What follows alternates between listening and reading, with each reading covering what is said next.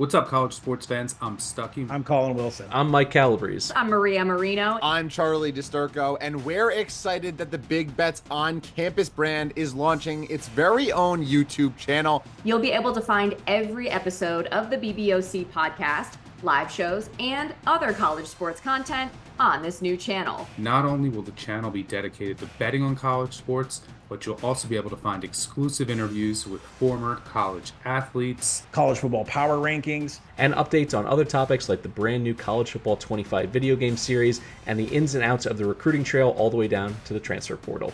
Whether you're into college football, college basketball, college baseball, or any of the college sports, we are the home for college sports, and BBOC is the channel for you. Make sure you subscribe so you don't miss any of the action. I'll see you there. What's up, everyone? You're listening to the Fantasy Flex podcast from the Action Network and Fantasy Labs. I'm your host, Chris Raybon of the Action Network, and I am joined by a fellow most accurate top 5 ranker for season-long fantasy over the last 3 seasons at Fantasy Pros, the director of predictive analytics at the Action Network, the odds maker, Sean Kerner. Sean, what's going on? Good. I mean, I was fighting the plague. I was sick all weekend, but I'm starting to feel closer to 100% and ready to rock. Oh, I'm glad you're feeling better. Yeah, I was actually feeling under the weather as well. So, yeah, maybe something's going around. But feeling good, feeling energized, ready for first spate of preseason games and ready to break down some wide receiver 3s and beyond, wide receiver 4s. And we're even going to touch on guys outside of the top 48 wideouts that we like as well. So a lot to get to on this podcast. Let's jump right in and start with the wide receiver 3 tier. That would be Tank Dell, George Pickens, Amari Cooper, Zay Flowers, T. Higgins, Keenan Allen, Christian Kirk, Terry McLaurin, Rashee Rice, Jaden Reed, Calvin Ridley, and Chris Godwin. Give me somebody you're high on out of those names. Well, I got to go with my boy T. Higgins, all the way down at wide receiver 29 right now. And, last year he was 29th in best ball points added per game, despite battling, nagging rib, hamstring injuries last season. And, he was without Joe Burrow for 6 games with Jake Browning starting in his place. So, that was sort of a floor season for Higgins.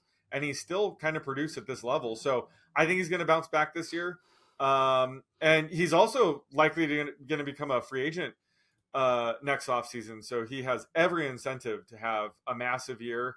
Tyler Boyd is now on the Titans, meaning, there's a battle for the number 3 wide receiver slot, whether it's going to be Andre Yosevach or Jermaine Burton remains to be seen. But I think neither one are likely going to command as high of a target share as Tyler Boyd this season. I think either one of those guys could replace T. Higgins next year. So I like their long-term fantasy stock, but I think that T. Higgins is going to have a massive year. And again, I think this is probably closer to his floor. So love the fact that, the market's down on him and that you can get him like close to wide receiver 30 right now. Yeah, he's my wide receiver 24. I absolutely love him as well. I don't think people realize how young and how good he is because, he gets overshadowed by Chase. But love me some T. Higgins as well. For my guy, got to go with Tank Dell. I could take him at the same spot I take Stephon Diggs, which is around wide receiver 20. I have them essentially separated by like 1/10 of a point. And I think it's squarely within the Texans' range of outcomes that Tank Dell, even with Nico and Diggs healthy, is the most productive Texan receiver. Even though he, projects out a little bit behind both of those guys, he is just so talented. I think he's still got the most room to grow, the most upside. And there's just something, there's only a few guys that just pass the eye test where it goes even beyond the numbers, and the numbers are great. But I think, Mahomes was like that. Antonio Brown was like that. Tyreek Hill was like that. CJ Stroud is like that. And Tank Dell is on that short list of guys for me that just you could just watch him and just the way he's running routes, the separation he's getting. I mean, that game against, what was it, Tampa Bay, where he just ran, like they had that like 5-play 2-minute drill, and he just ran the most precise route. Because Stroud is amazing too with his ball placement, but like some of those routes to be open the way Dell was, in those little corners by that much, creating that much separation in such a small space, high pressure situation. I think defenses, rightfully so, they're going to see a bigger name in Stephon Diggs. They're going to see a guy with bigger numbers in Nico Collins. And so Tank Dell is probably, I would think, the most likely of those three to get single coverage, because you can only double cover at most 2 guys on defense, if you absolutely want to sell out. So I think Tank Dell is an absolute problem. I remember it took me about 5 preseason snaps of Tank Dell in his first game to be like, he's the best Texan wide receiver.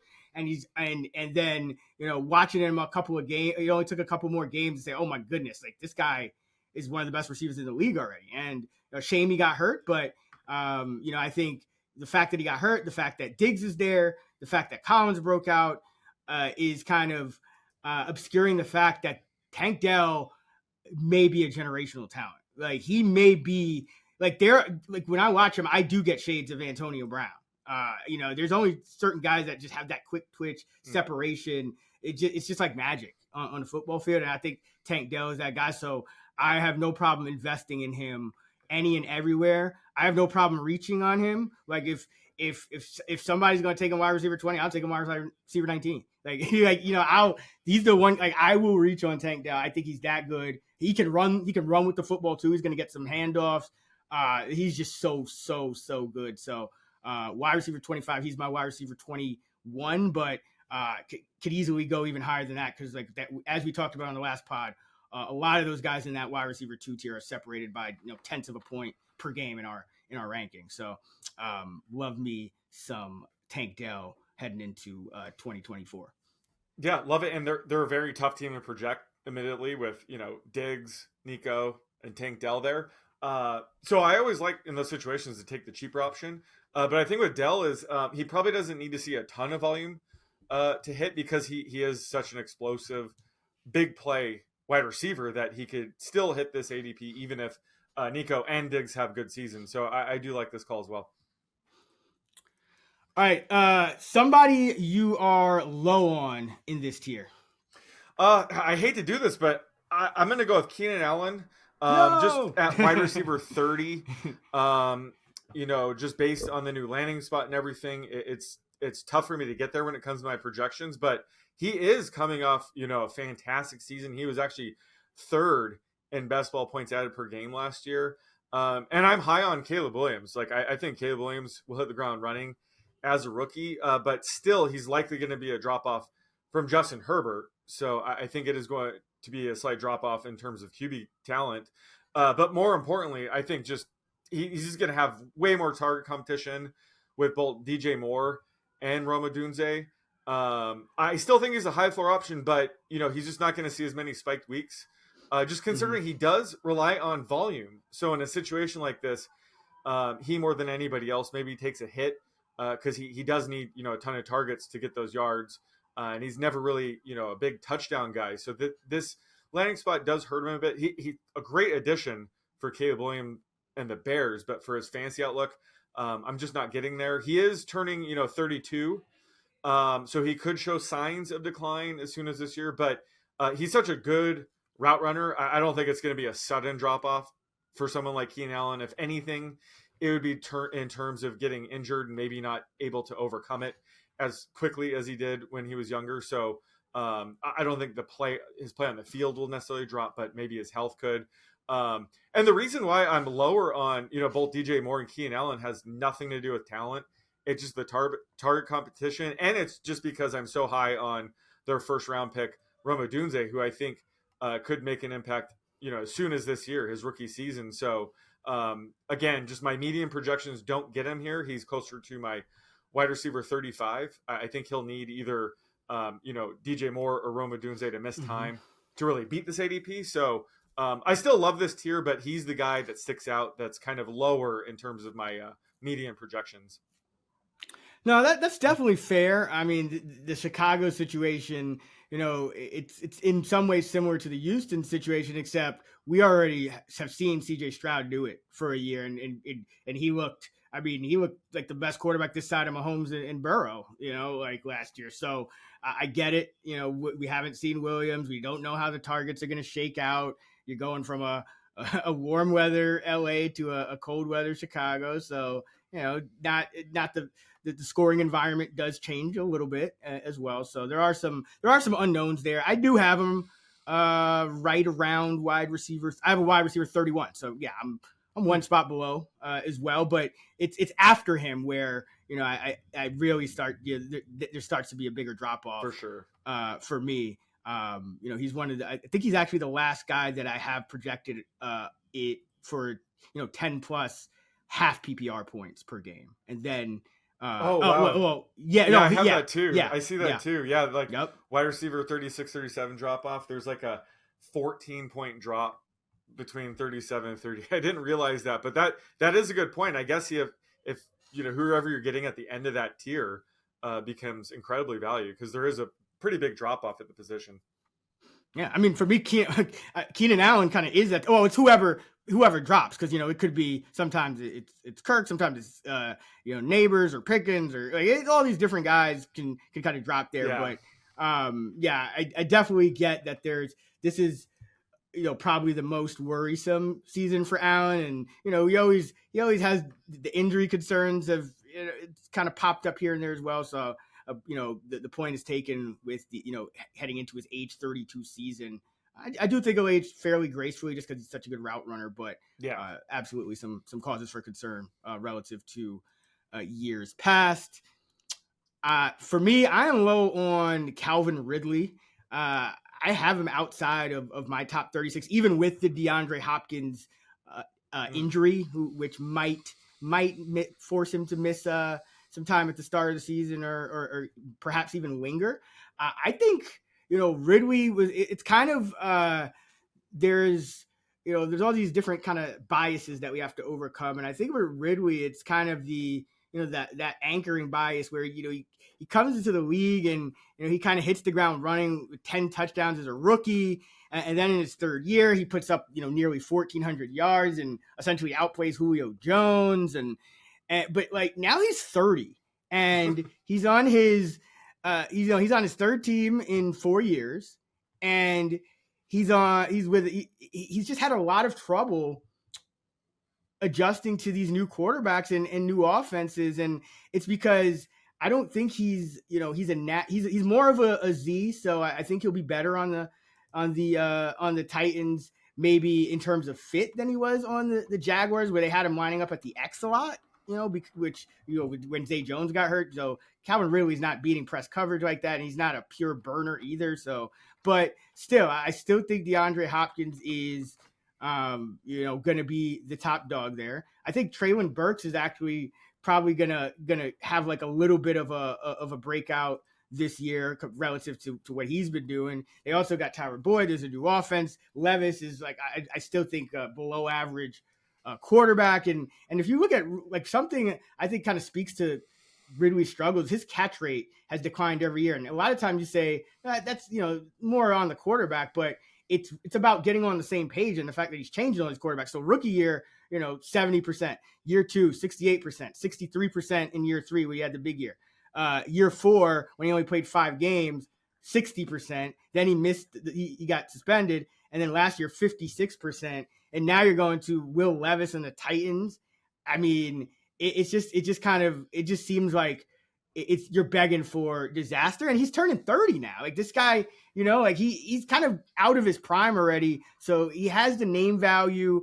It kind of looks like, oh yeah, he's on his team with, he should be a co-alpha receiver. Hopkins getting a little older, but I'm just not feeling it with Ridley on what I think is going to be, just not a great offense. The offensive line, I still think is going to have issues. I still think he struggles separating at times. I still think he struggles to beat press. I just think that at age 30, you can do better ceiling and floor wise with some of these other guys in the top 36. So I'm not getting much Ridley if he's going to go off the board, 35th, 34th, and his ADP seems to be rising with the Hopkins news. Yeah, it's crazy to think he's actually 2 years older than Juju Smith-Schuster. It's so crazy to think about. Who? That. Yeah, exactly, right? Juju. Did he ever? Who? No. I mean, I used to know a guy named Juju that was really good, but the guy I've seen the last couple of some other guy. I don't know who that is. Me, you, and Freeman were debating and arguing who's better, Juju Smith-Schuster or Antonio Brown on the Steelers. That does seem like 10 years ago, doesn't it? I'm almost positive I had the Antonio Brown side. I'm intrigued. Oh yeah. The Juju side, but we all had Juju in the top 5. Oh, we did. Oh, damn. Yeah. I know we all had him ranked high, but I mean, yeah. That sounds like a Friedman hill. I love Friedman. Shouts to Matthew Friedman. He go check out all his stuff. Matt F. the article on X. Ridley is another one, and he had 1,000 yards last season. So it's like I feel like it's almost like it's going to catch you by surprise when he just goes belly up, because the numbers don't even look that bad. But when you watch him, it's very touch and go. And the fact that he's 30 now and he's gone through all the mental health issues as well with, he took a year off for mental health, then he the gambling thing. I mean, he's just been through a lot, and now he's at an age where the physical could decline, and he's in a whole new situation. So yeah, that's a no for me. And so you'd mentioned this like mega drop off at the position. You're saying he's below that for you? Yeah, so he's not in double digit half PPR points. Yeah, that's massive then. And this is a point in the draft. We on the previous pod we were talking about just loading up on receiver. This is actually the part. Again, we have this massive drop off right here around like wide receiver 34. This is when you can get guys like James Conner, Jalen Warren, some of these running backs that if you take a zero RB approach are perfectly fine to take in this range. So this is kind of when I do pivot to start loading up on running backs. But yeah, that was interesting that you pointed out this massive drop off at receiver. I'm getting that too. Now I will say that part of that drop off does depend if Rashid Rice gets suspended, which right now it looks like he won't. Yeah. So the trial date is December 9th, which is yeah. So that is probably going to be either no more than a couple of games because there's almost no season left by then. Yeah, exactly. So I'm actually going to bump him up a little bit. I was initially going to go with him as the guy I'm lower on, but just given all the news, I think he's actually going to be. I mean, there's still some concerns with Rice as well, just because you added Marquise Brown, you added Xavier Worthy, you actually have other guys this year to throw to, right? But right now I have Ridley Rice, the guy that sticks out. Yeah, I have Rice in the above the cutoff right now, based on in terms of the per game scoring, with George Pickens, and if Brandon Ayuk goes to the Steelers, that's one less player that's in this top 33 for me. So it's just going to put even more of a premium to have, I would say, 4 receivers before this top 32 are off the board. At least you should have at least 3 receivers before this top 32 are off the board because of the drop off, because of how important it is to get receivers early in the draft. So I think that's very important to point out, this the end of wide receiver 3 tier, as we should probably call it. Yeah, absolutely. And just to put some numbers behind it, you have him projected 69 catches, 895 yards. I have him 61 for 834. So we're both expecting him to be under the 1,000 he was at last season, and we're both expecting him not even to get to 900. And then touchdown wise, you have him 5.7, I have him 5.3. So we're both expecting about 5 to 6 touchdowns, and he had 8 last year. Yeah, I don't know how many games you're factoring DeAndre Hopkins to be out, but I have it around 1.5. Same. Oh, you do? Okay, so maybe I'm giving him a little bit more of a boost from that. Maybe it was 2 games. So yeah, my rank for him will obviously depend on Hopkins' week 1 status. But yeah, I'm slightly higher, but I take your point that again, he's probably more in the decline phase than people realize. Yeah. And I don't know if this is a great fit for him. He didn't really pan out too well in Jacksonville. He flashed at times, but again, I think his best seasons are behind him. I think those seasons in Atlanta were his peak. But I think some people are chasing that still. Yeah, and Trevor Lawrence, his numbers also, I think he's better than his numbers show. So, I think you are going to a drop off here from, Lawrence down to Will Levis. Even though Will Levis flashed, he had that chemistry with Hopkins, So, just not my favorite pick, especially in that range. Okay, so you are high on Higgins. I'm high on Tank Dell. You're low on Keenan Allen. I'm low on Calvin Ridley. Now we'll go to the wide receiver 4 tier. That's the number 37 to 48.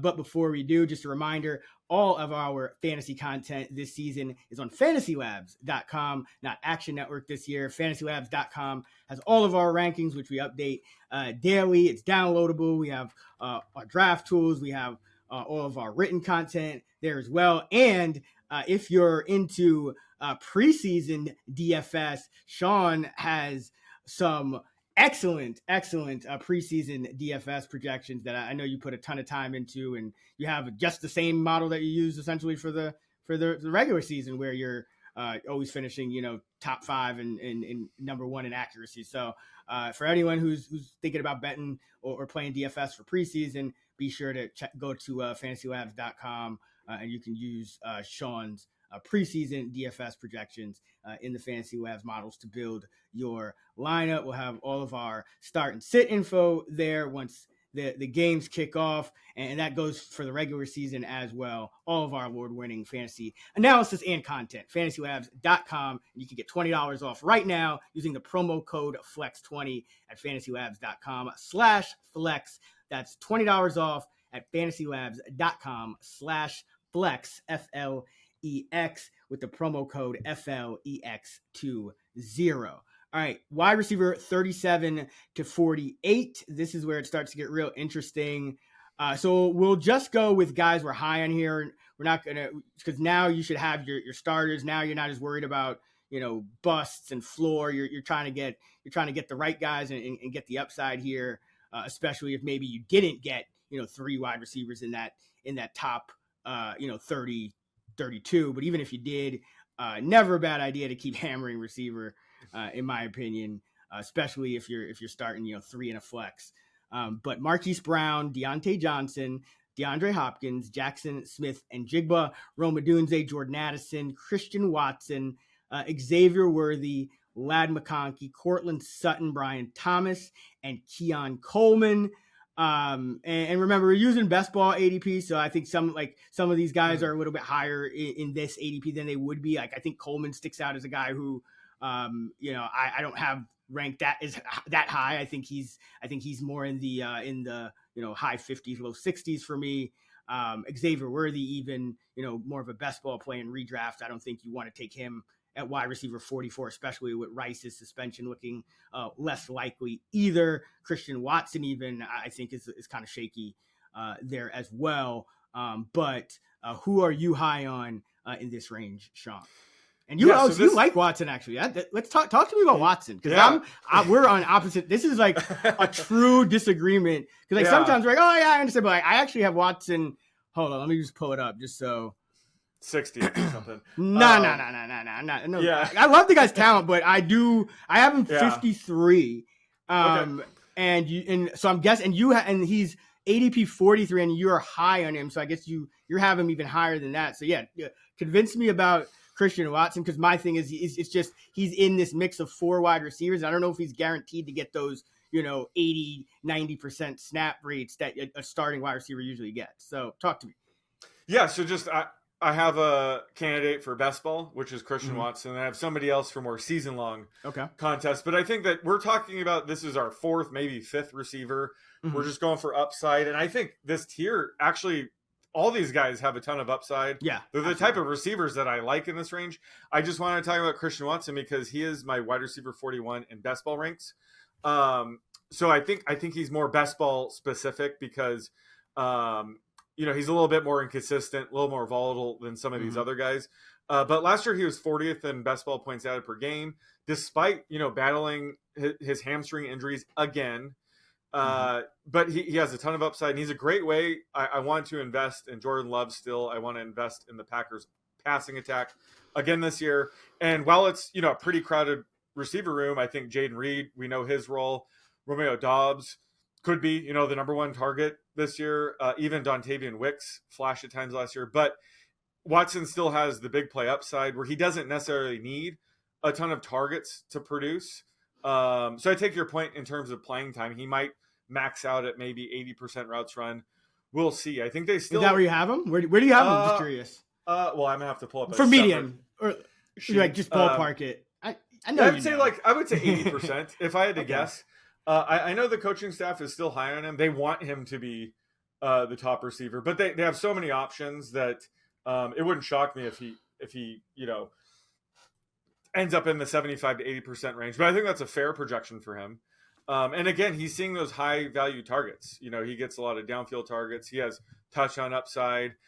He's been spending a lot of time this offense working on his hamstrings, trying to make sure he doesn't, tweak him again this year. So I think that'll go a long way, hopefully, in terms of him staying healthy.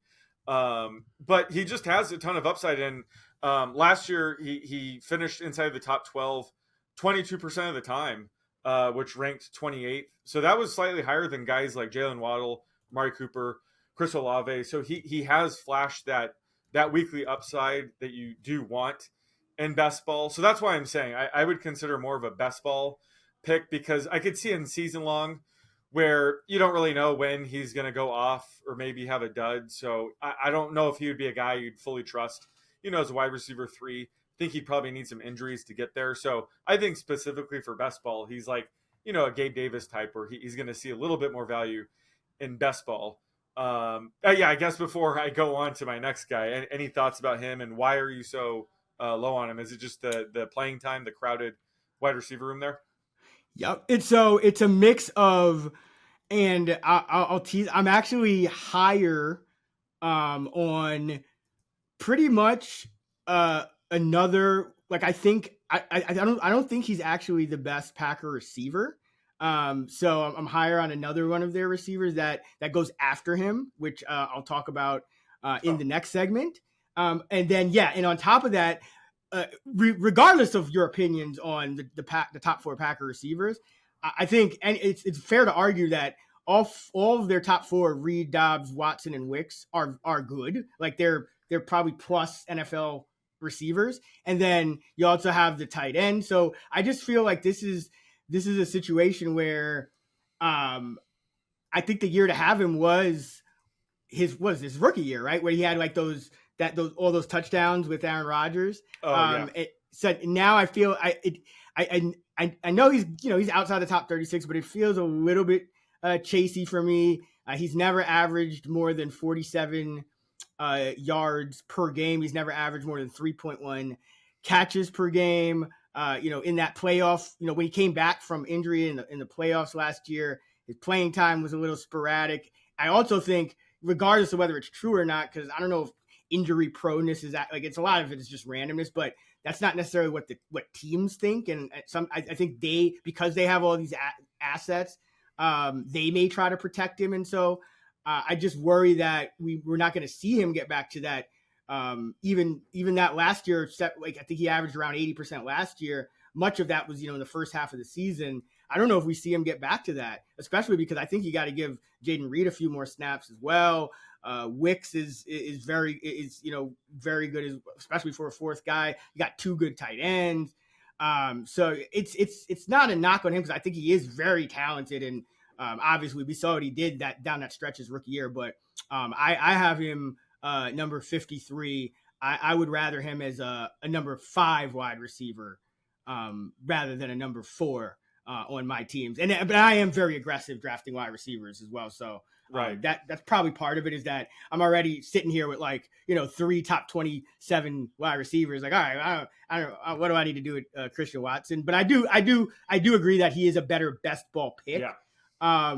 Although the one thing I will say about that makes me a little nervous is if he does truly have like an injury issue, then I don't like those kind of guys in best ball because you can't, just swap them out. So that's my other concern. But Just like kind of like a bunch of little things adding up for me to knock him a few out of my top 50. But that's why we have these discussions, and I think it's going to be an interesting one to monitor, because I will agree that he has a very wide range of outcomes. Like I could be I could be so wrong. He could finish as the wide receiver 23 or 13 even.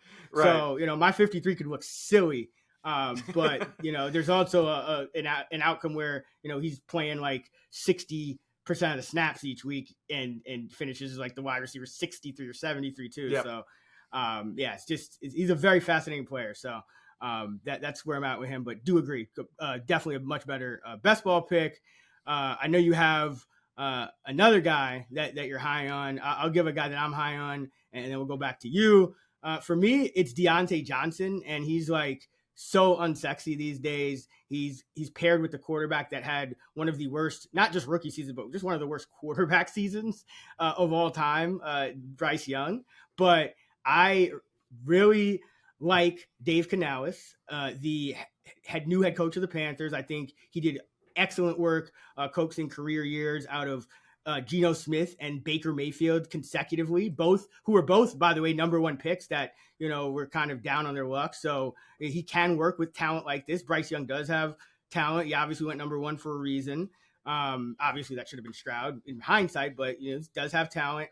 I think the big issues for him last year, and I was fading the Panthers everywhere, so I did see this coming, was the interior line was terrible, because the tackles were fine in Carolina. The tackles weren't even the issue with the Aquanu and I think Moton. They're fine. But interior, when you have a quarterback that's shorter in stature, you cannot have interior pressure. That is just going to ruin a quarterback and his timing and his what he's doing in the pocket. And we saw that, and you coupled that with the fact that you had no guys to separate last year. And now I think Diontae Johnson is one of the better separators in the league. So, and Diontae Johnson is already experienced with playing with, subpar quarterbacks and still, getting open and catching passes. He's been in Pittsburgh. So I like a bounce back here for Diontae. He is a guy I do have in my top 36 who's going outside of it. I think he has the upside to do what Adam Thielen did over the first half of last season. And the good thing about Diontae Johnson is he's not old. So, he's not as likely to just hit a wall mid-season like Thielen did. Diontae Johnson is going to be 28. So he has very strong underlying target per route numbers. He had that one weird season with no touchdowns, but he did draw 147 targets that year. But he's had seasons of 88, 107, and 88 and 86 catches. I think he can get back to that level. I think Carolina is going to be night and day different. They added Robert Hunt on the interior.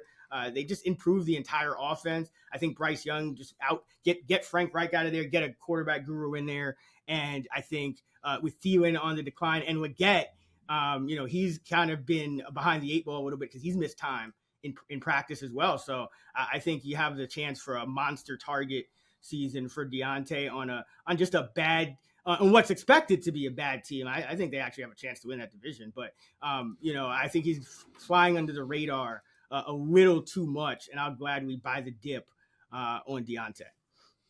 Yeah, I have him wide receiver 37. We've been talking about that massive drop-off gap. He's actually the top of that drop-off for me. So I think that alone makes him like a critical pick based on my rankings. And I would say like he would be a very good pick in like season-long formats. I consider more of a higher floor guy. Absolutely. He's still good in best ball, but because you can stack him very cheaply in best ball. But I agree. True, season long, I do expect him for his career. He averages over 5 catches a game. Exactly. So. High floor play. And again, he's above that pretty big drop off at the position where you start really filling out your bench. Ideally, he's your first bench receiver where he can be a flex play, backup option, like a safety net. So yeah, I think he's a critical pick in this range. Yeah, he's been a guy too. Like if I'm kind of getting a little weird with the early rounds, maybe I did go with a stud tight end, or maybe I actually, partook in a stud running back or something. He's been a guy that, okay, if I need that, third wide receiver, or I need that wide receiver in my flex, I feel good about, grabbing him at a value. And, I think he can outproduce guys like it's within his range of outcomes to outproduce a guy like, let's say, a Keenan Allen or a Christian Kirk, so guys like that. It's not that far fetched because I think he can, like we saw what Thielen did, even on with everything, crashing around him for 9-10 games to start last year. So yeah, like Diontae. Who else do you like in this tier? Yeah, so again, Christian Watson, more of a best ball play. Going to be a headache for season-long formats, kind of like Gabe Davis. You don't know when the hell he'll play him. He's going to miss time. A guy I like in all formats, but I think he could actually become a wide receiver 3 that you can rely on week in, week out, just based on his talent and situation, is rookie Brian Thomas Jr. on the Jaguars at wide receiver 47. I'm ranking him wide receiver 45, so it's not like I'm way higher on him. I just think he does have a more achievable ceiling as a rookie. And this was just a fantastic draft class for wide receivers. So Thomas might be flying under the radar a bit. Marvin Harrison Jr., Malik Neighbors, Romeo Doubs are all likely going to be elite wide receivers. I mean, they're slam dunk prospects where, Brian Thomas Jr. is probably just the tier below them where he could become an elite receiver. We don't know. He kind of has a wide range of outcomes, but our buddy Matt Harmon of Reception Perception compares him to DK Metcalf. And I definitely see the resemblance there. I think that's a really good comp. When I'm watching him, I see shades of Randy Moss. He has a very similar size speed profile. He's not nearly as polished as Moss was as a rookie, though, but he does kind of remind me of him a bit. But I think that kind of profile fits well in this Jaguars offense. And I think, investing in him is also investing in Trevor Lawrence, potentially taking that next step this year to become maybe, an elite quarterback. We haven't seen it quite yet, but it still is possible. So investing in him is sort of taking a swing on that. I think, having Gabe Davis on this team could complicate things a bit because he kind of is a similar player. But either way, I think he's going to see some high value targets downfield. Could be a red zone weapon. Christian Kirk can score. Christian Kirk and Evan Ingram are kind of between the 20s guys where Brian Thomas Jr., Gabe Davis might be scoring the touchdowns. So I'm not saying he's a guarantee to hit at ADP here, but if he's your 4th or 5th wide receiver, this is the perfect time to just gamble on a guy like this, where I think just the landing spot in Jacksonville, he has a shot to be a top 2, maybe the top target in this offense, and become an actual reliable, wide receiver 3, potentially wide receiver 2. So I think he's the type of receiver I love taking a swing on in this range. Yeah, I was kind of surprised when I saw my rankings, and I have him wide receiver 40. So I'm 7 spots higher nice. as well. And I think that it's probably because, Trevor Lawrence, I think he's had the most drops over the last 3 years, but I know last year there were just a lot of plays that were left on the field for Lawrence. Ridley was part of the problem, even though he did put up 1,000 yards. But the thing about this Jacksonville team is, if Thomas gets that starting job, which it looks like he will, that's valuable. Like Lawrence is a guy who's going to be, league average or a little bit above in yards per attempt. I think he got unlucky with his touchdowns last year, and I don't think Jackson was going to rotate in a ton of guys if Thomas, Davis, Kirk, Ingram, and Etienne are healthy. I think they're going to roll with those skill guys on most snaps. So I think this Jacksonville team is,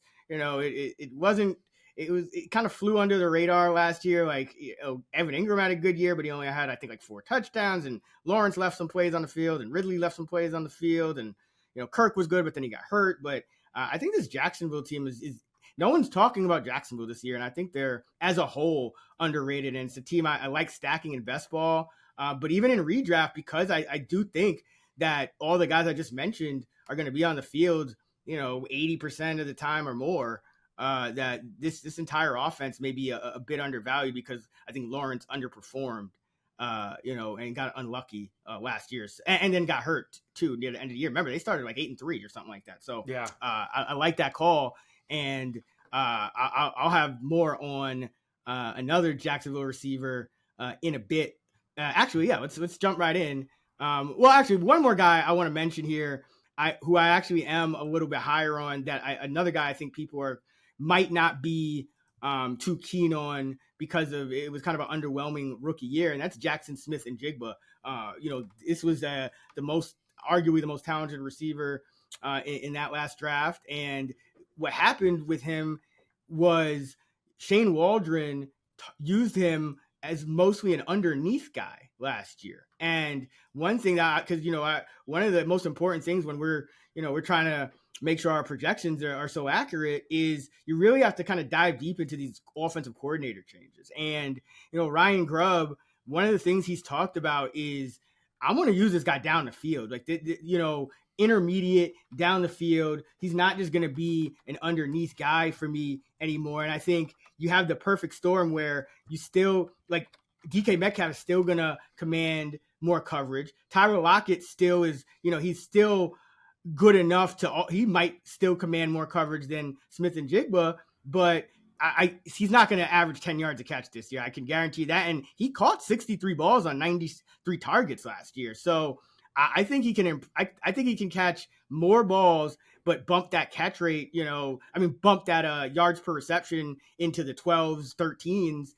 And I think he's going to surprise people. I think he outproduces Lockett this year. And I have him sneaking into the top 36 as well, because this is another offense where you expect, their top three wide receivers, and maybe even Fant this year because they got rid of all the, they got rid of all the other tight ends. I think those guys are just going to get a ton of snaps and not come off the field very much. So you could be getting like a 85-90% snap guy in Smith-Njigba who's no longer just going to be 10 yards in a cloud of dust type guy anymore. So JSN, and I think there's another situation where if something were to happen to Geno, I know he's going through some injury issues in camp. You got Sam Howell there, which is it's passable for a backup, so it wouldn't be the end of the world. So yeah, really like a JSN year 2 breakout. All right. Let's go to the wide receiver outside the top 48. And I'm not going to list all the names because there's like 50 odd guys, but give me someone you are high on outside the top 48. So I'm high on Jalen Polk of the Patriots at wide receiver 77. I have him wide receiver 64. But he is a player who is obviously going to be impacted by a potential Brandon Ayuk trade if he does end up in New England. So my rank for him will plummet if Ayuk does go to New England. So with that in mind, I think that he at least, he wasn't the most talented wide receiver in this class by any means, but I did kind of like the landing spot because the Patriots are a rebuilding team.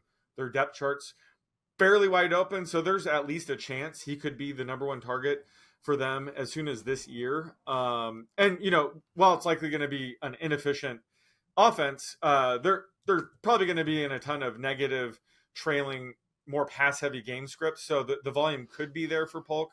So I think he's one of those guys that's just sneaky based on his landing spot and opportunity as a rookie. So I think he is worth a flyer late in drafts where he could end up being a guy that you can count on for 4, maybe 5 receptions a game. And I guess another guy outside of the top 50 I would like in just best ball specifically would be Michael Wilson of the Cardinals at wide receiver 70. He's still, a big play kind of guy. So even though they have Marvin Harrison Jr. there, Trey McBride's obviously, a top 2 target in this offense. It could actually open things up for Wilson downfield. So he's probably not going to see as much volume this year, but those explosive plays could still be there. So I think in terms of best ball, he would be a guy that'd be worth the flyer since he's going outside of the top 70. Yeah, that's an interesting one because Polk is like, I always struggle with, there just wasn't, I don't know, he wasn't like on my radar as much as some of, obviously the Marvin Harrisons and the Rome Odunzes of the world. But I did notice that, he landed in a spot where he could be that alpha number one. I know Douglas is, going to get a lot of work underneath, but Polk, you have that spot, it brings to mind Terry McLaurin a couple years ago. Remember when he was, I think he was kind of like tentatively expected to start in Washington, and they were kind of going through a rebuild, just an unsexy offense, and he just emerged. AJ Brown on a bad offense, I think that same year. Guys like that, you can never really at this point in the draft, because remember, early in the draft, you're just, you can't win your draft in the first few rounds. You're just trying to take high floor guys, not screw it up. But here, now you can afford to take some risks, especially at this position if you load it up on studs, at least three guys in that top 30, like we recommended. So I like that. I like taking, and he's like a cheaper one of these guys that could potentially be his team's top target. Yep. We've been, I've been at least, pumping guys like, Keon Coleman all offseason. So now he's like wide receiver 48. Like, and now it's like too high. Like, I don't want him anymore. It's like, you should. Polk, going outside the top 70 has a real shot here. So I do like that. Yeah, he's a guy. I remember last year tuning in to watch Washington. I knew Romeo Doubs was going to be, a top 10 pick, and Michael Penix Jr. Was going to be a potential first round pick. And I remember after watching their games going, holy shit, Jalen Polk was pretty good too. Like, he could be, a day one kind of guy. But, I don't think he has like true alpha upside. He kind of reminds me of like a dollar store DJ Moore, or like Robert Woods when he was on the Rams. Like, he's not going to like blow you away, but I think if he has the volume, he's a guy that can, rack up catches. He's more of a contested catch kind of guy. So I like him more in like PPR formats and things like that. But I think this opportunity that he has in a wide open Patriot depth chart actually fits his skill set pretty well.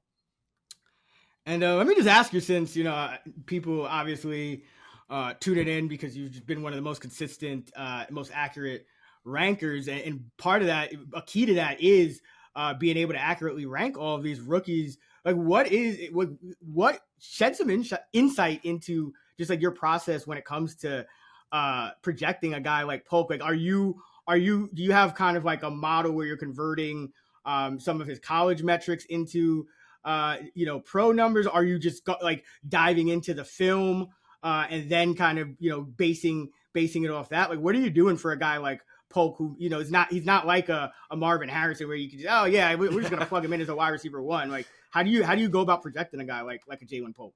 Yeah, so some of it, I'm trying to make it as data driven as possible. So I know you have your like weekly projection model similar to mine, where we're projecting routes run, their target rate, what we think their ADOT will be. So I think just based on their college performance, based on where they went in the draft, I do rely on a ton of scouts and other people scouting these guys. There's a lot of guys we have to go through. I kind of go through my weekly projection process to kind of get a baseline of where, I would have them.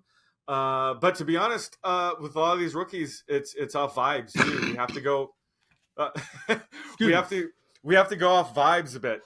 Yes. So that's just years and years of experience. You and I both, we've seen Jalen Polk types come through. And I think with him, it's just when I'm doing like the week one projections, or my weekly projection file, it's just noticing that he does have a pretty clear path to having a 70-80% routes run rate. This is a rebuilding team, so they're going to want to get their second round pick probably as many reps as possible in year one, especially with Drake May once he's up. So I think that the Patriots are going to want to make sure his playing time is up there, and I think he should be able to command plenty of targets just based on his target competition. So a lot of it is just kind of going through my weekly projection process while trying to come up with as accurate baselines as I can think. And I think we'll both admit when it comes to rookies, we have, less confidence when it comes to our baseline. So we're just kind of getting it roughly there. But I think that's a lot of it is I kind of go through my weekly projection process to get the baselines that I have for my season-long projections.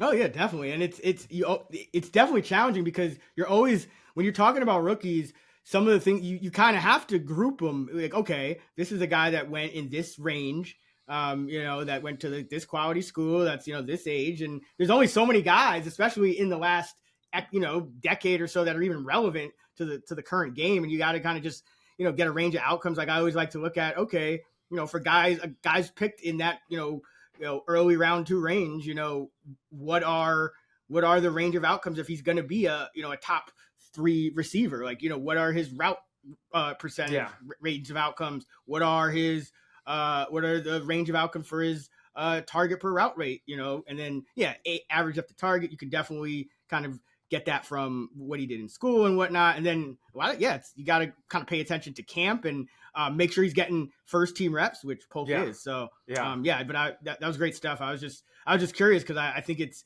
definitely one of the more challenging things, but if it hits, a lot of times those kind of guys, Jalen Polk, McLaurin, I mentioned a couple years ago, AJ Brown, even, those guys can be league winners, and they're going outside the top 40, top 50. So, this is why I say you can't win your draft in the first few rounds, but you can lose it. But the real way you can lose your draft is because you're paying too much attention and overthinking your early round picks when it's really not going to make a lot of difference one way or the other. Like we went through a pod, our wide receiver 2 pod, where I think, like 9 or 10 of the 12 guys were within like a few tenths of a point in our projections per game. So this is where you're going to start to get that separation in your draft is drafting and hitting on a guy like Jalen Polk, at wide receiver 70 something ADP. So good stuff there. And this is about when Jaden Reed was drafted last year. That's kind of what we're going for. Yeah, exactly. Speaking of which, the guy I actually like that goes outside the top 48, Romeo Doubs. We were super high on him, I think, as a rookie, right? And he had an okay rookie year. It wasn't amazing. And another guy who, last year the numbers don't look amazing either, just 40 yards a game, 3.5 catches. But I think this guy is still trending up. And the more I kind of watch all these Packer receivers, I think Doubs actually may be the most, consistent in terms of the guy that's able to put up, consistent weekly numbers. I think he's the best. I think he's got some great route running chops along the sideline, red zone. He caught 8 touchdowns last year on 59 catches, 96 targets. So I think Doubs is going to continue to trend up. And I think it's kind of like almost like a post hype because now, we love Dontavian Wicks, their number 4 receiver. We love Jaden Reed for a year or 2 breakout. You love Christian Watson to bounce back. So like there's a lot of guys on this Packer team. It's easy to forget about Doubs. So I think Doubs actually is going to end up being a value. And because he was the guy that no matter like who else was playing well on that Packer team, Doubs was consistently getting, 80, 85% of the snaps at wide receiver, and that's what's made it hard for some of these other guys to break out or to be consistent is because, like Jaden Reed was only playing like 65% of the snaps.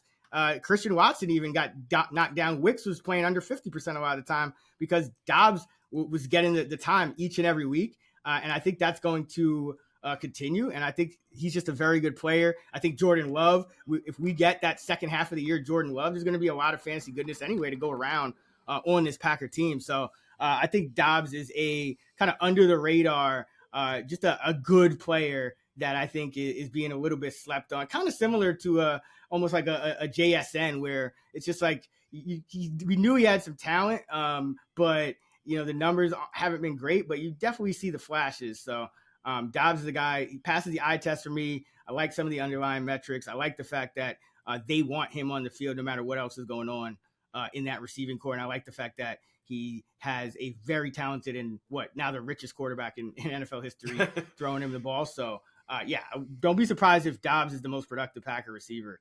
I wouldn't rule that out, and I don't think people have that on their bingo cards. Right. Well, I think just investing in the Packers receivers in general is a wise idea. If you remember, Bo Melton was performing like a wide receiver one the last few weeks of the season. I think it just goes to show that you want to be investing in this offense. And Doubs, I mean, he would not shock me if he ends up being, the number 1 receiver in this offense. So I think that certain spots you want to be investing in all these receivers. Yeah, and I got some more. I got a bunch of guys here. So I don't know if you have any more. I see you have Polk listed on the outline. Any other guys? I said Michael Wilson. Okay. Yeah, Michael Wilson at wide receiver 70 for best ball. Yeah, he's a guy I really liked. I think we did a rookie draft, like going back and forth with wide receivers last year, and I liked him. I probably was a year early, but I like him a lot as a player as well, and he might sneak up on some people too. But I have a few more guys here. So I have Gabe Davis. We talked about Thomas. I have Gabe Davis ranked inside my top 48 as well. I have him at wide receiver 45, and he tends to go in redraft leagues. He goes in the 60s. So even in redraft at that price, like I still expect him to be on the field 85 to 90% of the time. And this is a guy last year finished inside the top 40, even in a very down year. So obviously a much better best ball pick, but even in best ball, I think he's going too low. I think he's a top 45 pick. So he tends to go, outside the top 48 and even later in redraft. So I don't mind stashing me some Gabe Davis here. And I just think this Jacksonville offense as a whole is underrated. Another guy, Rashid Shaheed. I think he's a very talented player who, managed to do very well catching the deep ball, but not even a great deep ball quarterback in Derek Carr last year. I believe Shaheed was, top 5 in deep yardage and touchdowns and whatnot. And he did all that and still had a very strong and efficient catch rate as well, which you don't see very often. Guys with, a higher average up the target. He's averaging 16.3 yards per reception for his career, and yet his catch rate is 68%. So this is an explosive guy who's going to get a lot more snaps consistently now that Michael Thomas is gone. All you really have is Chris Olave in front of you. So this is a guy who could get, 75, 80, 85 even percent of the snaps on a weekly basis. He's also going to get you some returns.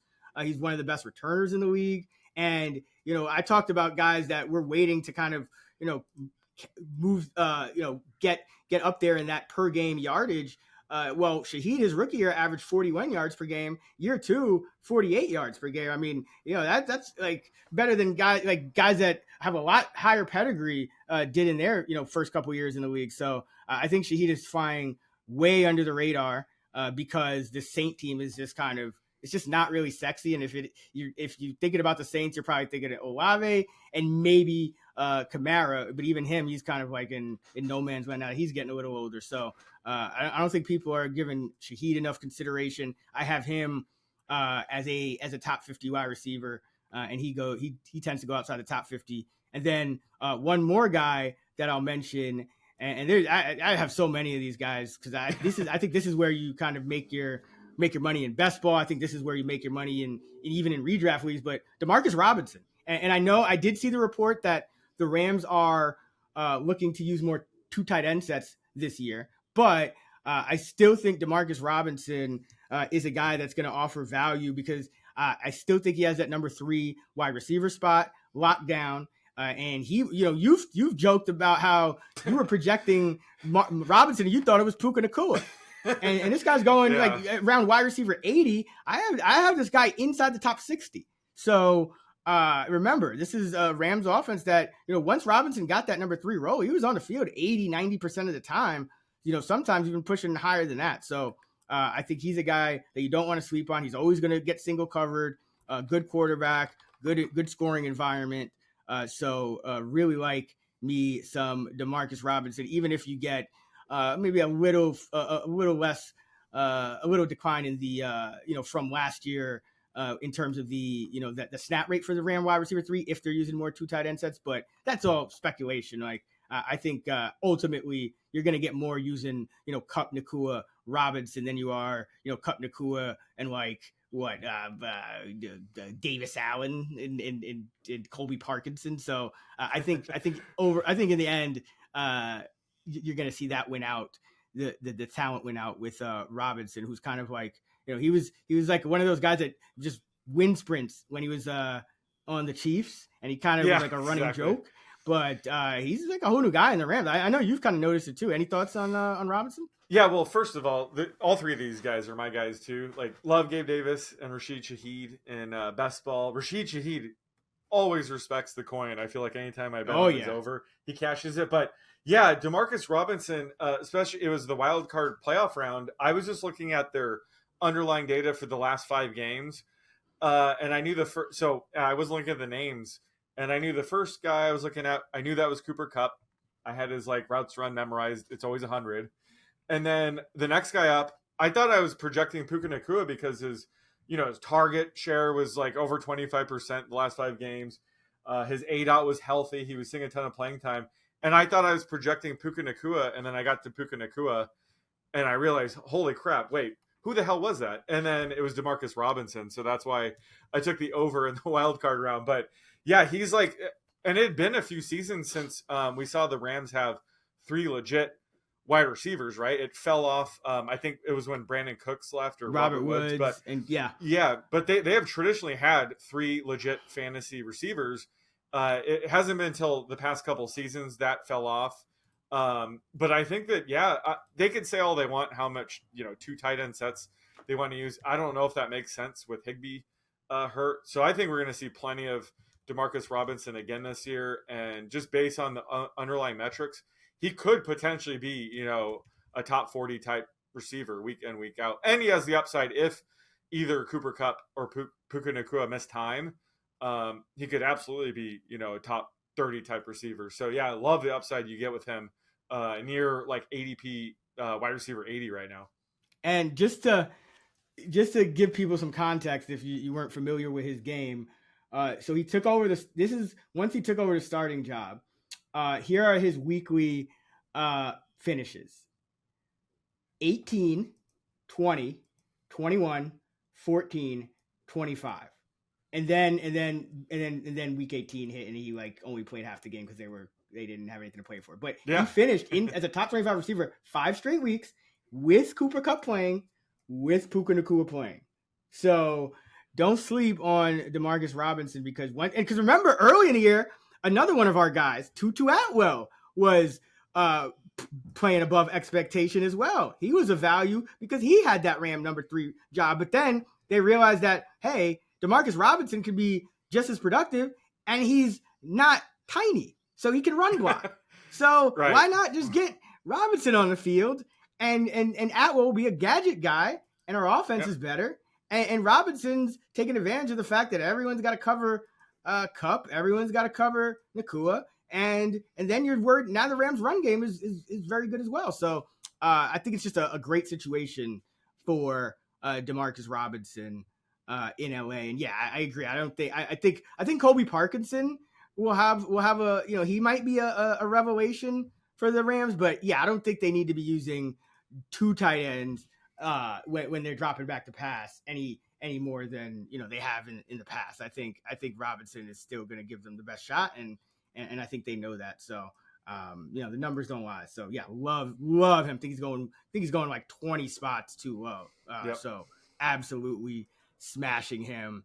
And other guys, there's so many guys. I think one guy I'll mention before we get out of here. Curious as to your thoughts on him because he's always been your guy too. So I know you like Ladd McConkey, the rookie for the Chargers. We're a little worried that they're gonna have a run heavy offense, but like Josh Palmer tends to fall to like the low 50s, sometimes even the early 60s. I feel like he's a value there too because he's probably got just as much of a shot at being their top receiver as does McConkey, because whereas McConkey's probably going to be a slot guy and may actually come off the field if they ever go too wide, which they could do a lot because Greg Roman very more heavy personnel. Palmer's probably going to be on the field almost 100% of the time as an outside receiver, especially because they benched they benched Quentin Johnston and they're using a guy they just signed in DJ Chark on opposite him. So what are your thoughts on Josh Palmer heading into 2024? Yeah, no, I love him, especially when you can get him outside the top 60. He's a guy, again, admittedly, I was probably a year or two early on. But anytime that, Keenan Allen and or Mike Williams were out, he was always producing. And that he gets like an entire season of that. I do love Ladd McConkey. I think he's going to take, a lot of the targets that Keenan Allen is leaving behind. But there's so many targets left behind with Mike Williams and Austin Eckler gone that, Palmer, he seems like the highest floor guy in this offense. And it sounds like Quentin Johnson not really having a great camp. So Josh Palmer could be their top outside receiver. And like you said, they might use more 2 wide receiver sets, which I guess would hurt McConkey a bit. But I think he's like a high floor, high ceiling guy when you can get him outside of the top 60. A nice cheap way to also invest in Justin Herbert. Hopefully he's healthy for week 1. But yeah, I think Palmer's a guy that's always been underrated. And once again, even though he has this great situation heading into 2024, he's still too cheap. Yeah, and he's another one of those guys where, especially if you already have like your like 3 stud wide receivers, and you get a guy like Josh Palmer, late 50s or outside the top 60s, he may end up finishing, or have a lot of top 30 finishes. A guy like Demarcus Robinson, I just listed, 5 straight top 25 finishes. You could get him, outside the top 70.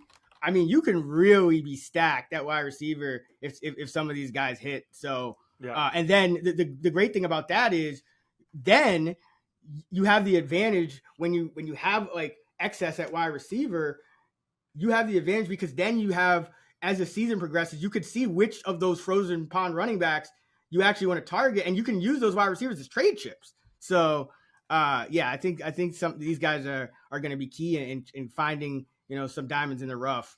And I think there are a lot of them here. So, I think that the general value of the draft is like top 30 wide receivers, then address the other positions, and then come swing back around once you get into the 50s. And you're going to find a lot more diamonds in the rough. And if you build teams like that, I think you're going to have a lot of high upside, high floor, high ceiling teams with a lot of trade chips, even in redrafts. So, really like those guys. All right, that is going to do it for part 3 of our fantasy wide receiver episodes here on the Fantasy Flex. If you missed any of our positional previews, they're all officially on the Fantasy Flex podcast channel. Be sure to smash that subscribe button wherever you get your pods so you don't miss any episodes. If you want to check out all those, we have all the positions out now. This was our last positional episode, but we're going to keep dropping episodes for you guys. We're going to do some stuff with rookies. We're going to do league winners. We're going to get into all that good stuff. So be sure to subscribe to the channel, and don't forget FantasyLabs.com for all of our fantasy rankings, tools, content, Flex 20 for 20% off at FantasyLabs.com/flex. Sean is on X at @_oddsmaker. I'm at Chris Raybon. We're at those same handles on the free award-winning Action Network app. Until next time, let's get this money.